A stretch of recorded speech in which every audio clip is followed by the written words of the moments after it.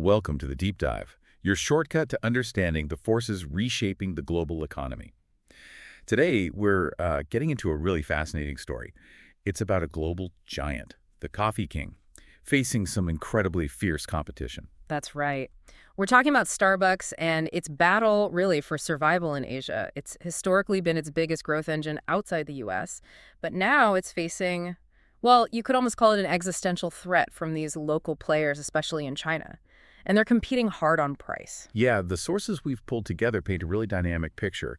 We're looking at this boom in Asian coffee culture, Right. right? Then there are these disruptive tactics from companies like Luckin Coffee and Cotti Coffee. Mm, And it's having these massive ripple effects, forcing Starbucks into this huge billion-dollar restructuring, not just over there, but globally. exactly. So our mission today really is to break down why that classic Starbucks model, the premium third place, the comfy store you hang out in, why that's under so much pressure in Asia. And what does that mean for Starbucks, for its identity, its future, both abroad and maybe even more importantly, what happens when these Asian competitors start showing up here in North America? That's the big question, because they are starting to show up. Okay, let's set the stage first. You mentioned Asia being this crucial market. It's not just big, it's the growth that's stunning, right? Can you give us a sense of the sheer speed we're talking about here? Yeah, the velocity is key. People miss this sometimes. If you look at South and East Asia, China, South Korea, Vietnam, that whole region coffee consumption grew at an average annual rate of 6%. 6% per year. Yeah, between the crop years 1992-93 and 2016-17. That's over 2 decades of sustained, strong growth. Okay, 6% sounds solid, but how does that compare globally? What was happening elsewhere? Well, the rest of the world. Only 2% annual growth during that same period. Wow, so 3 times faster in Asia. Exactly. A massive difference. And what's maybe even more striking is how resilient that growth was. Think about the 2007-2008 financial crisis. Right, the global recession. Yeah. Consumption growth everywhere else basically tanked. It slowed down to just 1% annually after the crisis. Okay. But in South and East Asia, it stayed strong. It maintained that 6% average annual growth rate. It just powered through. It mirrored the region's GDP growth, actually. So this market doesn't just grow when times are good. It keeps growing even when the global economy stumbles. Precisely. It sustains that expansion. That's why it's seen as absolutely indispensable for any global brand looking for future revenue. Failure there has huge consequences. That really puts the competitive pressure into perspective. It's not just about capturing big market, it's about the most reliable growth engine for global coffee demand. No wonder the stakes are so high. Absolutely. Okay, so let's get a bit more specific about this landscape. Our sources looked at 7 key markets. Who are they, and what's this unique dual role they play? Right. The study focused on China, India, Indonesia, the Philippines, the Republic of Korea, Taiwan, and Vietnam. And the dual nature is critical. 4 of those, India, Indonesia, Vietnam, and the Philippines, are major coffee producers.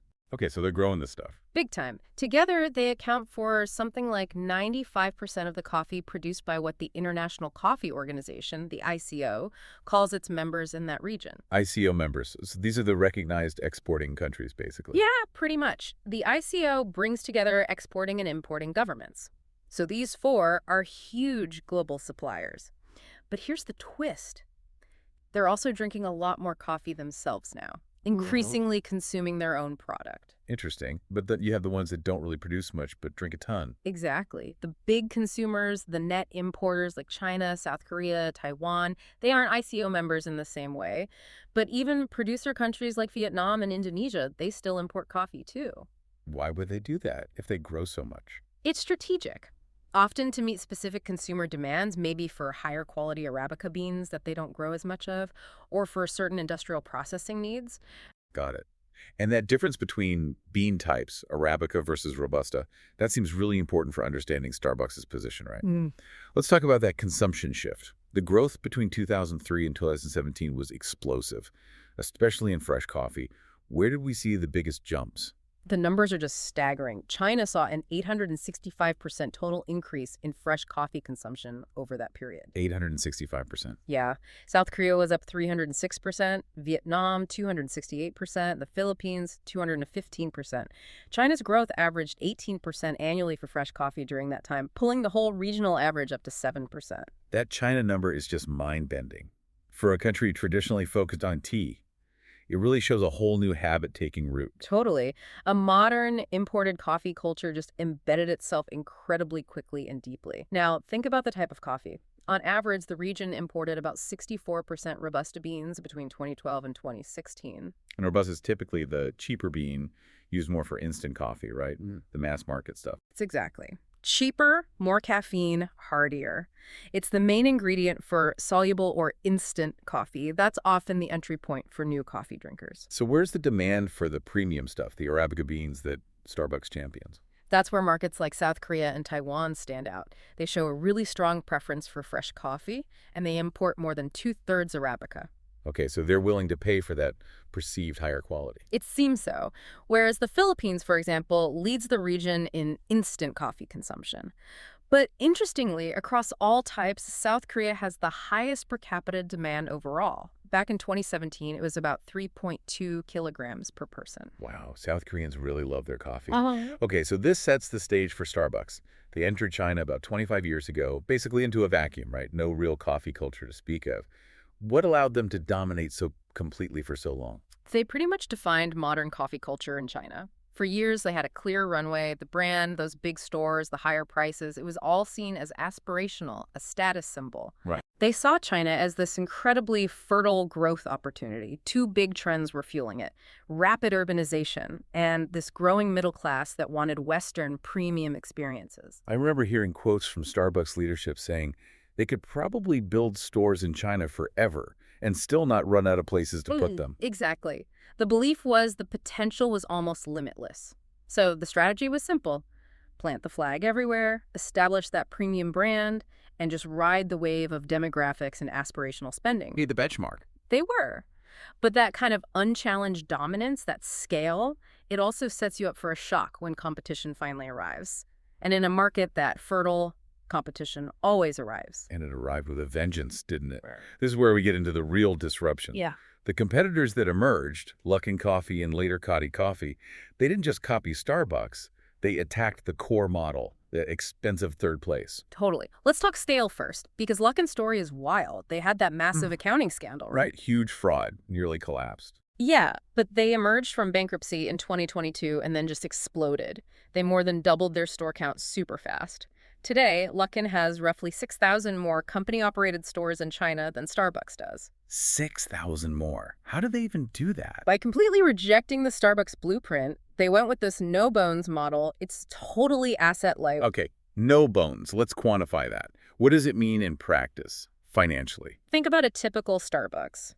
Big space, maybe 1,500, 2,000 square feet, right? Yeah. Comfy chairs, nice bathrooms, lots of staff, premium rent in a good location. The classic third place. Exactly. Yeah. The no-bones model is the opposite. Tiny footprint stores, sometimes just 100 to 300 square feet. More like a kiosk or a pickup window. Okay, so massive savings on rent, obviously. What else? Labor and efficiency. The model is built around the mobile app.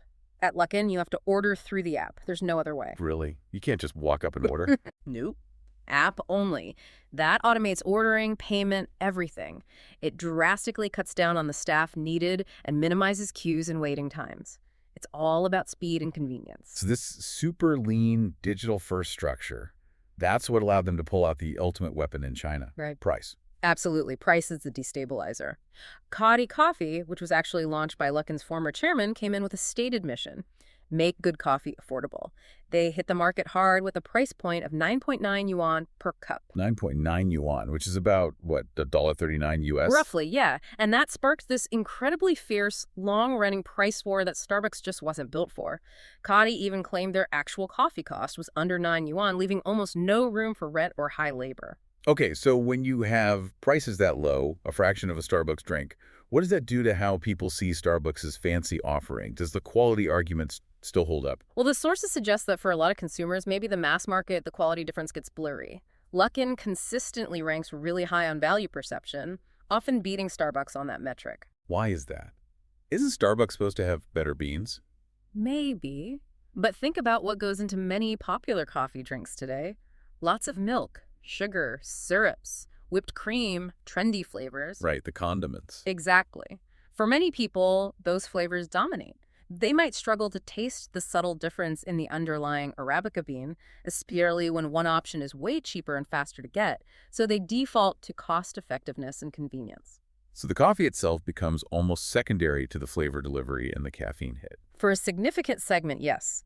When the perceived difference between the premium product and the budget one shrinks, especially when the budget one is quicker, the market naturally drifts towards the lowest convenient price.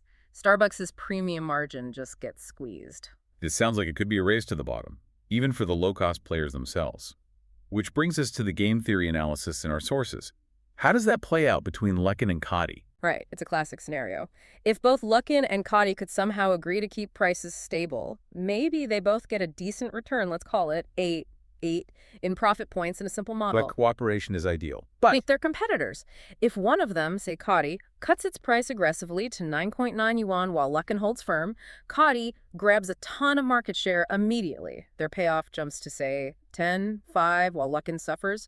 There's a huge incentive to be the first mover and cut. so the rational move for both, assuming the other is also rational, is to cut prices, the Nash equilibrium. Exactly. Both cut, and they end up in a worse position, maybe.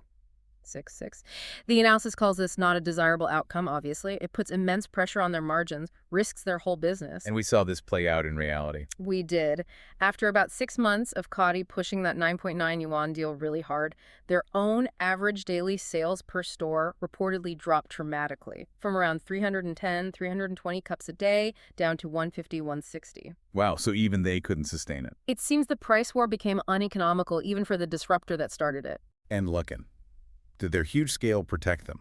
Not entirely. The pressure hit them too. Despite impressive revenue growth, like 41.5% year over year in Q1 2024, Luckin actually reported a net loss of about 83 million yuan. Ouch. So even with massive sales, the low prices were eating away profits. Clearly, they were essentially buying market share, but it was costing them dearly on the bottom line. So, okay, this brutal, self-destructive price war is raging between the low-cost players. What does this mean for Starbucks? Stuck in the middle, unable to compete at 9.9 yuan. The impact was immediate and harsh. Starbucks reported a significant fall in same-store sales in China, down 14% in their latest fiscal quarter ending in September. 14% drop, that's big. It is, and they attribute it to two main things. Obviously, the intense competition, but also the tougher economic climate in China. Consumer spending was down, people were cutting back. And a relatively pricey Starbucks coffee is an easy thing to cut when budgets get tight, right? Especially with cheaper options everywhere. Exactly. It's a discretionary purchase. And sources even mention outside voices, like private equity investors telling Starbucks how to fix things. What were they suggesting? Pretty much. Ditch your old model. They were saying Starbucks should imitate the locals, build smaller stores, hire fewer people, slash prices, essentially abandon the whole third-place identity that built the brand there. Wow. So the pressure is intense, pushing them to fundamentally change who they are in that market. It's a massive strategic dilemma. How do you localize, compete on speed and price, but somehow still hold on to that premium image and justify higher prices? It sounds almost impossible. How have they tried to navigate this? What actual strategies have they put in place? Well, they've tried what they call multi-level localization. One part is consumption grading. Consumption grading, what's that? It means differentiating their stores. Keep the big, fancy, high-end reserve or star-rated stores with hand-brewed coffee in the wealthiest parts of major cities for people who still value that experience and can afford it. Okay, cater to the top end. Right. But then, in smaller cities or less affluent areas, open smaller, more basic, more efficient stores. Less third place, more focus on volume and competing more directly on convenience without necessarily dragging the whole brand down. So segmenting their own store strategy based on the local market. Makes sense. What else? They've also pushed hard on selling merchandise, peripheral products. Remember that cat paw cup frenzy back in 2019? Oh yeah, people went crazy for that thing. Exactly. That showed they could tap into local trends and generate buzz and revenue beyond just the coffee. But, selling Q cups isn't going to sustain a global coffee giant facing this kind of price war. Right. So what are experts advising now? The thinking seems to be shifting. Less focus on just defending the old, expensive model and more towards blending premium quality with much faster local flavor innovation. Kind of like Luckin, which is always rolling out new, sometimes wacky, monthly flavors to keep things exciting. So beat them at their own game a bit, but with the Starbucks twist. Something like that. Be more agile, more locally relevant with the actual drinks. Okay, despite all these challenges, Starbucks hasn't packed up and left. In fact, they announced this huge 2025 plan for China. That sounds like they're doubling down, not retreating. Oh, absolutely doubling down. It's a massive statement of commitment. The plan includes reaching 9,000 stores in China by 2025. 9,000 stores. That's huge growth still. Huge, and doubling net revenue, quadrupling operating profit in the region by then. It's incredibly ambitious given the current headwinds. How do they plan to support that kind of growth and profitability shift? There was mention of a big infrastructure investment. Yes, the centerpiece is the Starbucks Coffee Innovation Park. This is a massive investment planned for completion around summer 2023. It's all about full supply chain localization. Meaning roasting the beans in China. Roasting, logistics, even R&D and customer experience planning, bringing it all in-country. What's the strategic advantage there, beyond just maybe saving on shipping? It's about control, speed, and cost. Localizing the supply chain lets them bypass import tariffs, cut logistics expenses significantly, and this is crucial. Drastically shorten the time it takes to develop, test, and roll out new localized products. So it helps them compete on that flavor innovation front we just talked about. Yeah. Like getting that spicy chili latte out faster. Exactly. It makes them structurally more agile, more responsive to the rapid pace of the Chinese market. It helps them fight back against Luckin's speed. Okay, so they're investing heavily. But we shouldn't ignore their existing strengths, right? Despite the price wars, Starbucks still has a powerful brand and, crucially, a strong digital connection with many customers. That's their ace in the hole, really, their biggest defense. They have an incredibly loyal member base in China. In early 2022, they had 18 million active members, people who visited in the last 90 days. 18 million active members. And get this.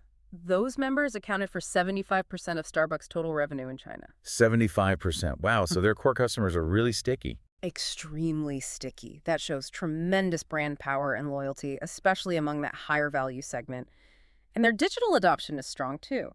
Around Q3 2022, almost half, 47% of orders were digital, either delivery or mobile order for pickup. Using their Starbucks Now service. Right, so they are digitally savvy. Their problem isn't a lack of loyal customers or digital tools. It's the fundamental cost structure of their large physical stores being undercut by these asset-light, super efficient competitors. Which brings us back home, because this struggle in China, this identity crisis, it seems to be echoing right here in North America, leading to this back to Starbucks plan. It really does mirror the pressure. Starbucks saw 6 straight quarters of sales declines here in the U.S. That forced the CEO, Brian Niccol, to announce this huge billion-dollar overhaul plan. It's all about revitalization and efficiency. $1 billion. That signals deep problems, not just minor adjustments. Where's that money going? A lot of it is about shrinking and fixing the physical footprint. About $450 million is specifically earmarked for costs related to getting out of leases early, basically, closing stores. So paying penalties to close down unprofitable locations, that's a direct admission that the third place model wasn't working everywhere. Absolutely. It's the cost of a real estate strategy that relied too heavily on those large, expensive stores in an era where convenience, drive-thrus, and maybe smaller formats are winning. And the human cost, job cuts. Yeah, significant ones. The plan includes cutting 900 non-retail corporate jobs. That's on top of 1,100 support roles cut earlier. So the company is shrinking its North American presence by about 1% in fiscal 2025, closing hundreds of stores deemed underperforming. And these closures aren't random, right? They specifically target certain types of stores. Right. The CEO said they're closing locations where they're unable to create the physical environment our customers and partners expect, or ones with no clear path back to profitability. It's a strategic retreat from the expensive failures. But at the same time, they're trying to reinvest in the premium idea. You mentioned store remodels. Exactly. It's a strange tension. They plan to remodel over 1,000 stores to introduce greater texture, warmth, and layered design.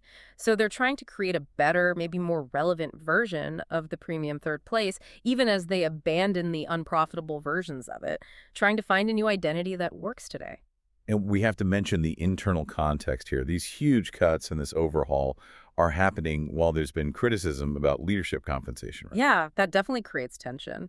The CEO's pay package, largely stock awards, potentially worth close to $100 million, drew a lot of fire, especially coming alongside mass layoffs. Right. It highlights that classic conflict, doesn't it? The Yeah. focus on shareholder value driving cost-cutting measures that deeply affect employees' lives during a tough transition. So Starbucks is walking this tightrope, cutting costs, shrinking, becoming more efficient to survive, while simultaneously spending billions to figure out what a modern, profitable, premium coffee experience actually looks like, both in Asia and right here at home. And the clock is ticking because the model that's causing them so much pain in Asia, it's not staying in Asia, it's being exported.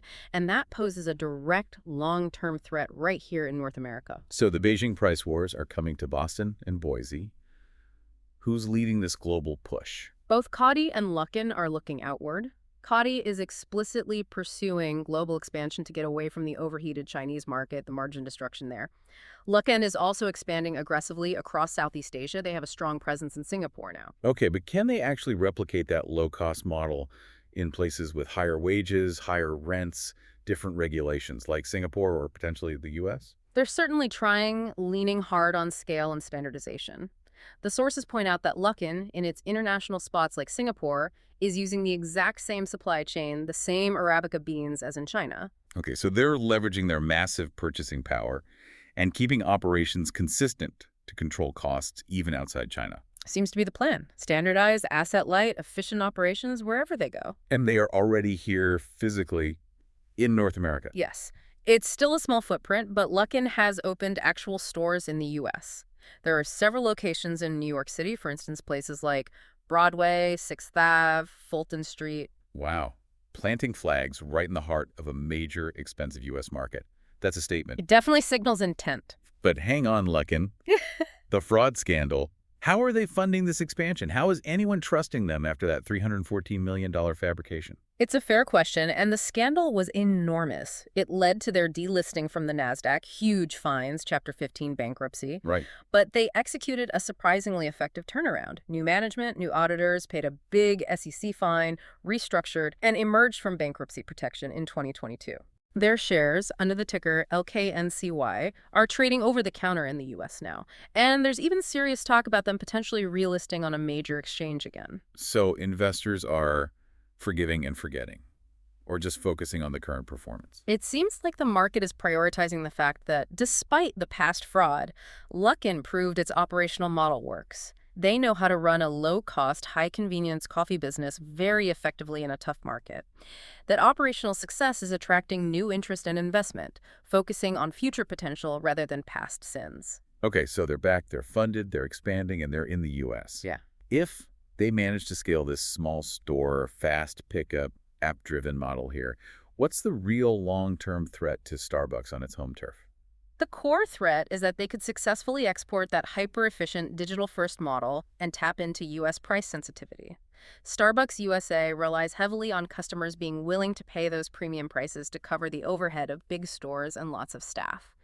If Luckin or Cotti or someone similar can offer a decent cup of coffee delivered quickly via an app for maybe $2 or $3 less than Starbucks. Well, we saw what happened in China. U.S. consumers are also dealing with inflation, economic pressures. Price and convenience matter here, too. So China wasn't just an isolated problem for Starbucks. It was more like a preview, a warning shot. I think that's exactly the way to look at it. China is showing the way, so to speak. It's forcing a reckoning for Starbucks everywhere, especially in the U.S., about the long-term viability of that high-cost, high-service, large store model as the dominant format.